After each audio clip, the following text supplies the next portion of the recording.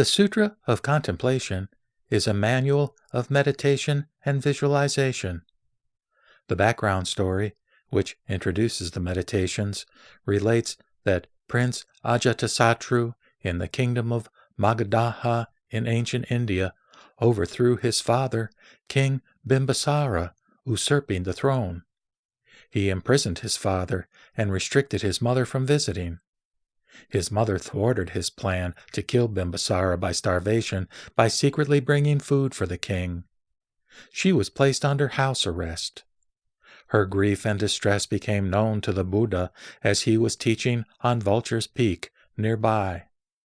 Responding to her plea and desperation, the Buddha appeared to her and listened to her plea to leave this world for a, quote, land of no sorrow.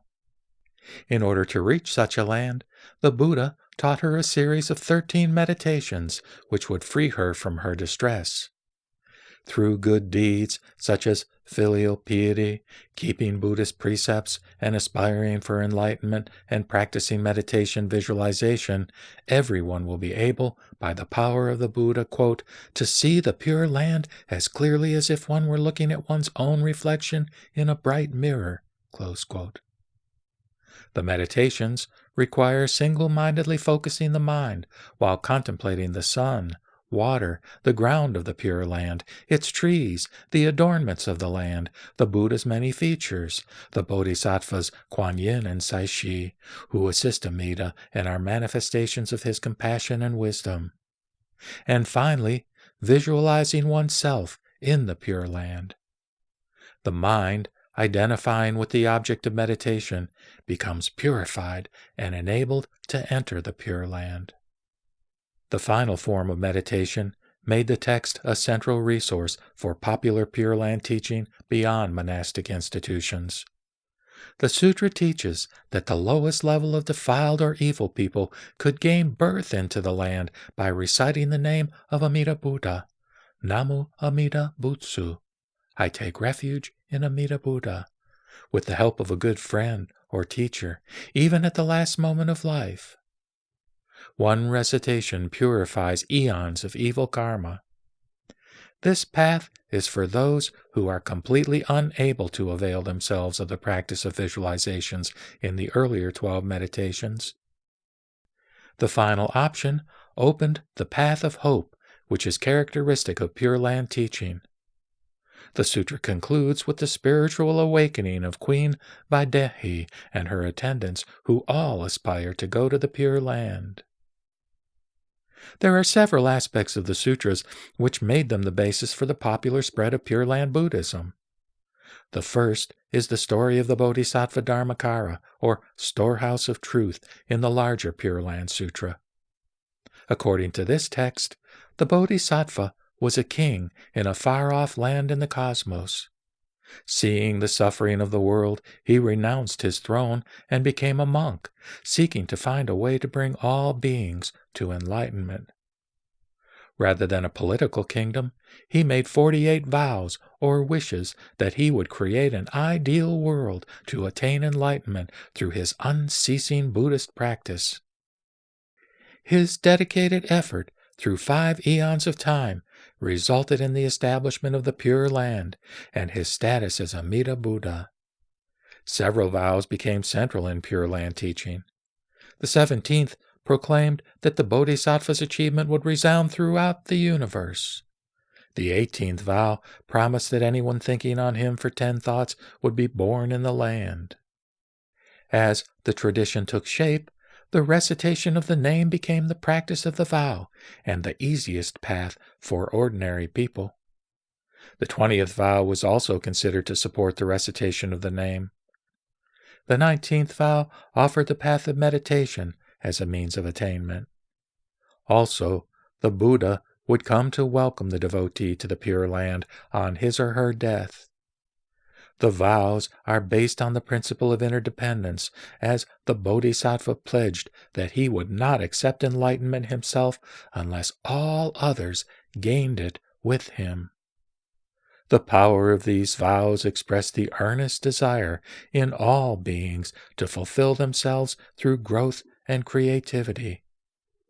The power or force of nature which we see in the growth of plants and animals, even under great odds and difficult conditions, witnesses to the vows at work in our reality. The vows are a focus for the aspiration of all beings to a higher life of value and meaning. The land is symbolic of the importance of environment for spiritual development. Growth, spiritually and intellectually or culturally, does not take place in a vacuum. People rarely rise higher than their environment. Criminal or addicts who return to the same environment they left frequently repeat the same crimes that defeated them previously. When the conditions are present in terms of social or family support, students are able to progress more easily. While the individual's ability and effort are important as cause, the environment as condition enables the student's success. The symbolism of the Pure Land shows ancient insight into the importance of environment for one's development. Finally, the Buddha who resided in this land became the object of worship for the Pure Land tradition. According to the sutra story, his Buddhahood resulted from his infinite good karma, which he acquired by his practice and turned over to all beings. He invested his spiritual power in his name, for their benefit and as the means to enter his land. Amida was initially one Buddha among many of the Buddhas in every quarter of the universe. As devotion to him expanded in later history, he became the chief Buddha among the many Buddhas in Mahayana Buddhism. This is represented in the teaching of Honen. However, with Shinran, the founder of the Jodo Shinshu tradition, Amida Buddha became the supreme Buddha as reality itself.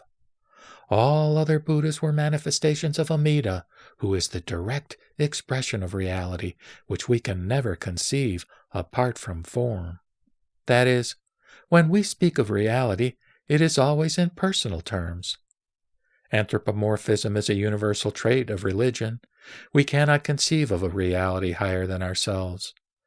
This reality speaks, wills, or acts for the benefit of humanity. As reality, Amida is the Buddha nature in everything. This means that everything has the potential to support and realize spiritual life. All our relationships, even negative ones, can enhance or expand our religious vision and understanding.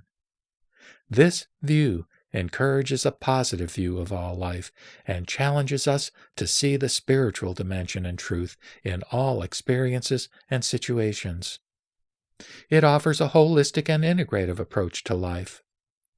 Thus, Amida, whose name means infinite, raises our spiritual horizons beyond our limited and narrow confines to recognize that we are all more than we may appear to be.